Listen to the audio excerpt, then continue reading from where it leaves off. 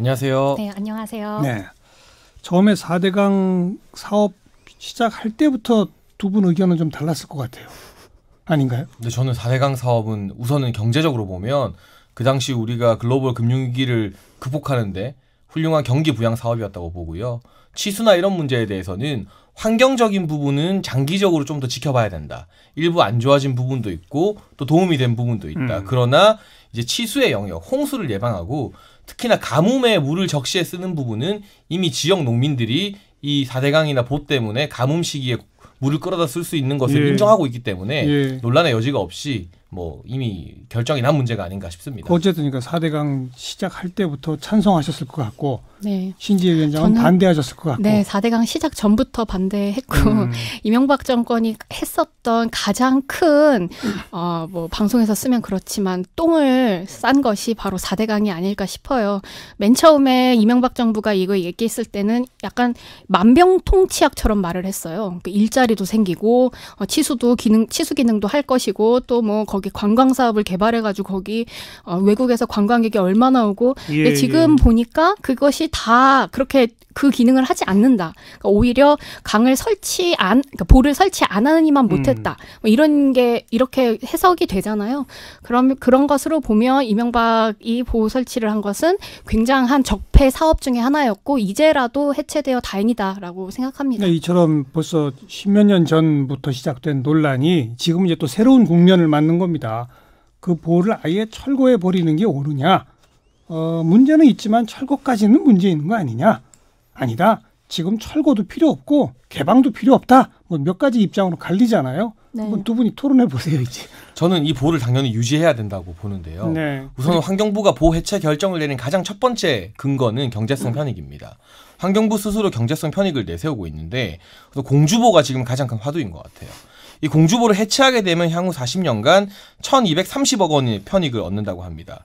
그런데 해체에 대한 비용이 1,140억보다 90억 많기 때문에 보를 해체하겠다는 건데 여기에 이제 공주 시민들이 26일에 다 집단적으로 1,000명의 농민들이 모여서 시위를 하고 있어요. 근데 지금 이번에 문재인 정부에서 24조 원가량의 예비 타당성 조사 면제를 하지 않았습니까? 그런 식의 기간 사업을 예비 타당성 조사까지 면제하면서 밀어붙이면서 연평균 2억의 이득을 보겠다고 보를 무너뜨리는 게 말이 안 된다 이런 입장이고요. 뭐 또 환경이나 이런 부분 가뭄에 대해서도 지적을 하겠지만 지금 지역 농민들이 이 보 해체에 대해서 가장 격렬하게 반발을 하고 있습니다. 그리고 이 지역 농민들의 민심을 가장 잘 아는 사람들은 결국에는 시의원들, 지방의원들 아니겠어요? 네. 공주시의회 같은 경우는 더불어민주당이 다수당입니다. 그런데 더불어민주당 의원들을 포함해서 이번에 만장일치로 공주보 해체에 반대하는 결의안을 채택을 했습니다.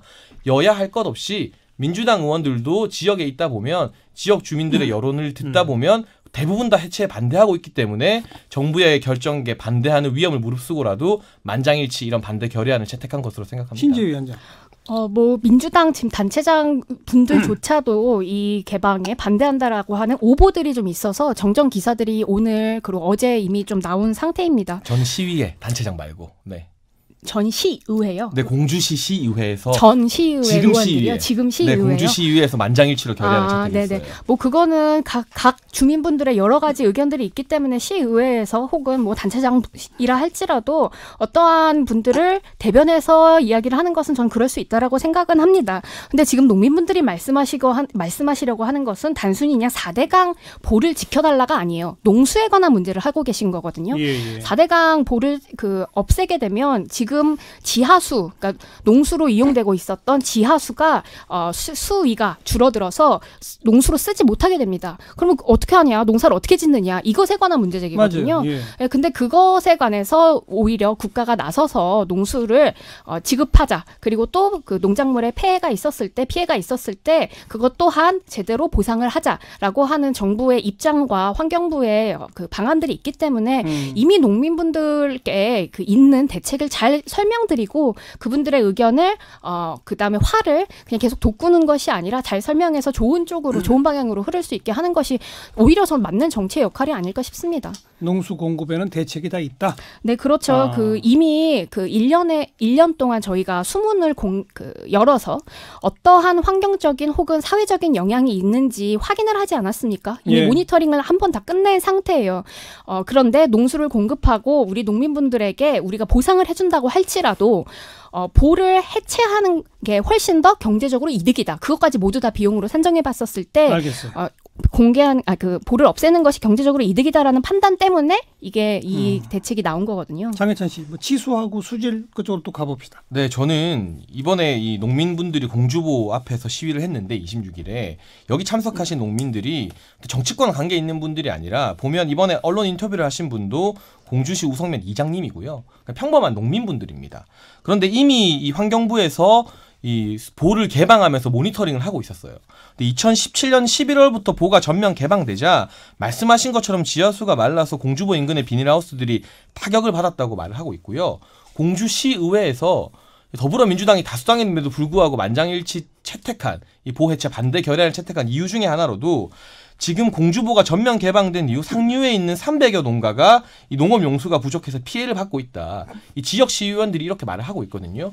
이미 피해를 받고 있는데 대책이 있었다면 최소한 모니터링 하기 전에 이분들이 피해를 안 입도록 해야지 농민들이 당장 농사 짓는 데 쓸 물을 없게 만들어 놓고 대책이 있으니 무작정 기다려라 하는 것. 이분들에게는 한 해 한 해의 농사가 생계가 걸린 일인데 너무나 무책임한 일이 아닐 수 없고요. 또 한 가지 여론조사를 했습니다. 환경부에서. 근데 지역 주민들이 정부 여론조사에서 51%가 보가 필요하다고 대답했고 필요 없다는 응답이 29%가 나왔습니다. 그 전국의 일반적인 국민조사에서도 필요하다가 44.3%, 필요 없다가 36.9%였습니다. 근데 이거는 보를 부순다 만다가 아니라 필요한다 없다 했는데도 이 정도 결과가 나왔어요. 근데 보를 완전히 때려 부수겠다 하면 더 결과의 폭이 더 커질 수 있겠죠. 네. 이 정부가 뭐 원전 관련해서 공론화 조사하고 여론을 가장 우선시하는 정부 아닙니까? 민주정부라면 이런 여론조사 결과 앞에서 시간이 좀 더 걸리더라도 주민들을 차분하게 설득하고 그 농업 용수에 대한 대안을 먼저 제시해야지 밀어붙이기식으로 나가는 것은 이전까지의 행보와는 너무 많이 다른 것 같아요. 네. 그 농업 용수에 대한 얘기로만 자꾸 집중되니까 신지혜 위원장께서 아까 거기에 대해서는 대책이 있다라고 했잖아요. 네, 그리고 약간 과대하게 그 과정에서 보완하고 그다음에는 이제 수질이나 뭐 치수 이 얘기로 좀 넘어가 보세요. 신지혜 위원장께서. 네, 뭐 그럼 실제로 지금 4대강들을 없애겠다고 하는 이 두 강에 갑자기 가뭄이 생겨서 지금 농민분들이 모두 다 농사를 못 짓냐? 그것은 아니에요. 지금 보를 없애면 영향을 받는 것이 말씀하셨던 것처럼 영산강의 승총보밖에 없습니다. 나머지 지역들은 보를 없앤다고 할지라도 가뭄에 혹은 뭐 역대 최악의 가뭄이 지금 당장 올해 일어난다고 할지라도 타격을 거의 받지 않습니다. 공주에서 반발하고 있다고 계속 지적하는데. 네, 그렇죠. 그런데 그것이 잘못된 정보다. 잘못된 정보다. 라고 환경부에서 이미 발언을 하셨고요. 영산강 같은 경우에는 그 물이용 대책 같은 것들이 만들어질 수 있도록 여건을 이미 마련하시겠다고 그 발언을 이미 한 상태입니다. 그래서 저는 물 부족이 일어날 거다. 뭐 가뭄이 일어나서 농민들이 모두 다 앉을 거다가 아니라 이미 정부는 그것들을 파악하고 있고 문제가 있는 지역에서는 대책을 세우고 있으니 너무 걱정하지 마셔라라고 하는 것이 정치적으로 올바른 방향이 아닐까 싶습니다. 그리고 수질은요? 수질은 말할 것도 없죠. 지금 4대강 같은 경우에는 설치되고 나서 계속해서 그 녹조가 생기고 있고 그 전에 4대강에서 볼 수 없었던 예를 들면은 뭐 실지렁이나 뭐 아니면 붉은 깔따구 뭐 이런 것들이 나오고 있어요. 이런 것들은 거의 하수구급의 수질에서 사는 생물들이거든요.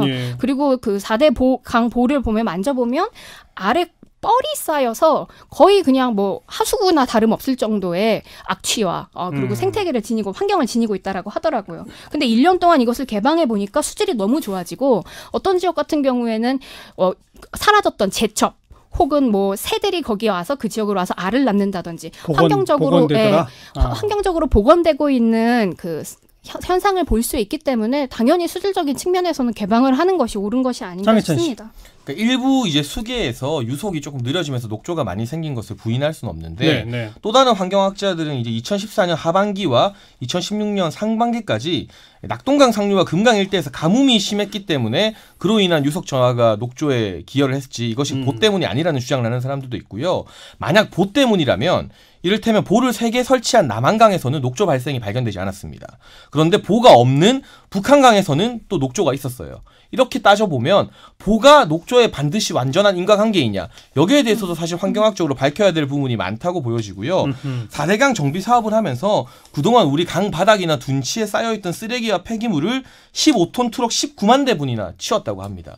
그러니까 자연을 그대로 놔두는 것만이 환경에 좋은 것이 아니라 예. 적극적으로 이 환경을 개선하는 그런 역할도 보가 한다는 점을 말씀드리고 싶고 실제로 환경에 나쁜 영향을 끼칠 수도 있습니다. 그러나 모니터링 기간이 이번에 환경부 감사 평가 같은 경우는 너무 짧았다는 점. 너무 짧았다. 지금 뭐 김범철 강원대 환경융합부 교수나요, 서동열 충남대 환경공학과 교수들의 인터뷰를 보게 되면 네. 1년도 안 되는 기간에 보 개방 데이터는 환경학적으로 봤을 때 데이터를 쌓기 너무 짧은 기간이라고 합니다. 부족하다. 그렇기 때문에 주민들의 여론도 지금 설득이 더 필요한 상황이니만큼 시간을 좀 더 가지고 대안을 주민들로 설득하면서 알겠어요. 데이터를 축적할 필요가 있어 보여요. 저도 거기에 공감해요. 그래서 모든 7425번 쓰시는 분께서 바로 보문만 개방해서 물 흐름을 한 2, 3년간 살펴보고 그때 결정해도 해체를 하거나 이런 결정해도 늦지 않을 텐데 너무 정치적으로 접근하는 것 같습니다. 이런 의견도 있는데 신재 위원장 어떻게 보세요? 네, 그래서 1년 동안 한번 열어봤더니 모니터링을 해봤더니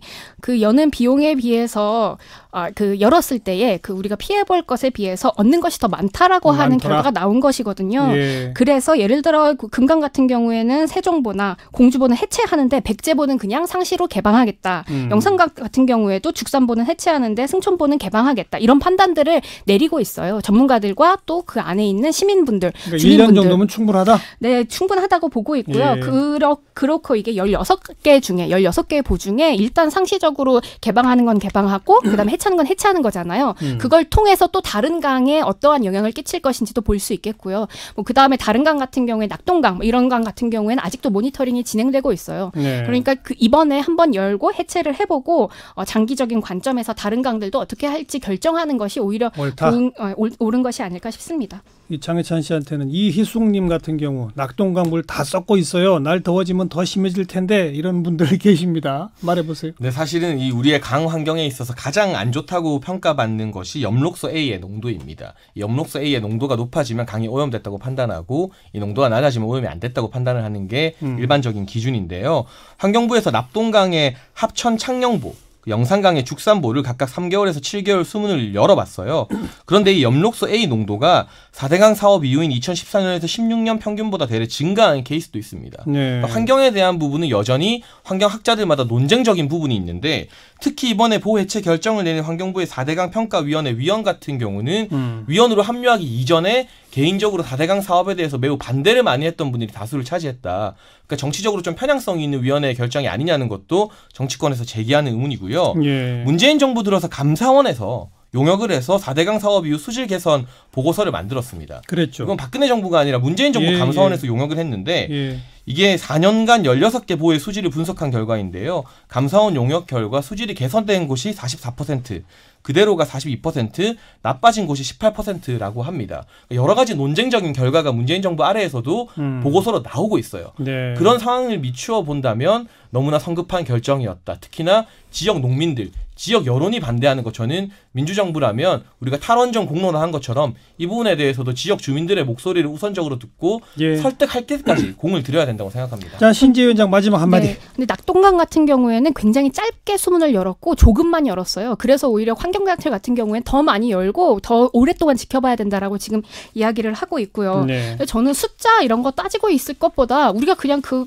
강에 가보고 혹은 사진을 보면 너무 정확하게 드러나는 겁니다. 4대강 이전에 4대강에 녹조가 있었나요? 그렇게 썩은 이끼들이나 혹은 아니면 말도 안 되는 사급수 지표종 같은 것들이 있었나요? 없었단 말이죠. 강이 썩고 있는데 우리가 해야 될 것은 그냥 그 강이 왜 썩는지 그 뭐 숫자가 얼마인지를 보고 있는 게 아니라 다시 어떻게 하면 강을 복원시키고 회복시킬 것인가에 대한 논의를 이어나가야 될 때 아닐까 싶습니다. 네. 그래서 저도 모니터링을 장기적으로 해야 되는 건 찬성이에요. 그래서 어떤 보는 해체해야 되는 게 맞다면 과감하게 해체하고 그리고, 개방하는 게 낫다면 그리고 개방으로 하자. 장기적으로 보는 것도 필요하다. 네. 참 저는 이 4대강 토론할 때마다 좀 곤혹스러운 게 저는 그 인문과학이나 사회과학에서는 전부 입장 차이에 따라서 해석이 달라질 수 있는 여지가 크지 않습니까? 근데 도시공학이나 환경공학에서도 그렇게 해석의 차이가 크게 나는지 전 잘 몰랐거든요. 근데 같은 도시공학, 같은 환경공학 하시는 분들도 서로 계산법이 다르고 주장하시는 바가 달라서 정말 이게 어려운 문제구나 이런 생각을 좀 하게 되는데 어쩔 수 없습니다. 다시 한번 이 논란이 시작된 것 같고 특히 정치권까지 뛰어들었기 때문에 더 우리가 관심 갖고 각 전문가들의 서로 다른 얘기 어떤 얘기가 맞는지 좀 따져볼 필요성이 생긴 것 같네요. 자, 이슈토크 오늘은 여기까지 하겠습니다. 시사평론가 장혜찬 씨, 또 녹색당의 공동위원장 신지혜 위원장 두 분 수고하셨습니다. 네, 감사합니다. 감사합니다.